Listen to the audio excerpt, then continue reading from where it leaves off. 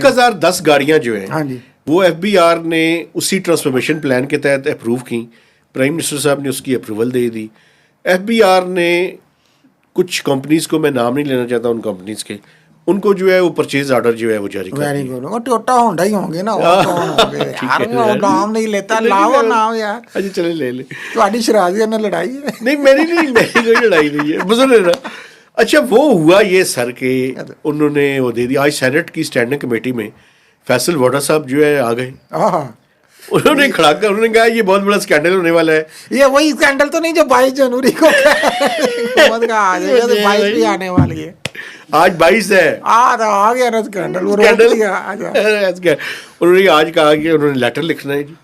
وہ انہوں نے کہا کہ ان سب کو یہ جو گاڑیاں لے رہے ہیں ان کو روک دیجیے. ویسے میں آپ کو ایک بات بتاؤں, اب مجھے ڈیولز ایڈوکیٹ کہیں آپ, اچھا وہاں پہ ایف بی آر کو ڈیفینڈ کرنے والا کوئی نہیں تھا, لیکن میں یہ سمجھتا ہوں کہ یہ گاڑیاں ایف بی آر کو لینی چاہیے. اچھا کیوں نہیں سن لینا, لینی چاہیے, لینی چاہیے. سن لیں کیوں.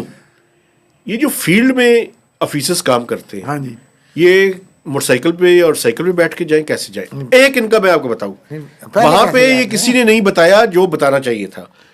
اب فیصل ووڈا صاحب ہمارے دوست ہیں, لیکن میں آپ کو ایک دن یہ باتیں آپ نے انہیں بتانی تھی نا. سنیں نا, ہوا یہ ہے کہ ایف بی آر کا یہ فیصلہ تھا کہ ان گاڑیوں کے اندر ٹریکر لگائے جائیں گے, ٹھیک ہے, تاکہ یہ پتہ چلے مس یوز نہ ہو اور صرف ان کاموں کے لیے استعمال ہو. ایک اور بھی تجویز تھی, وہ پتہ نہیں انہوں نے کی یا نہیں کی.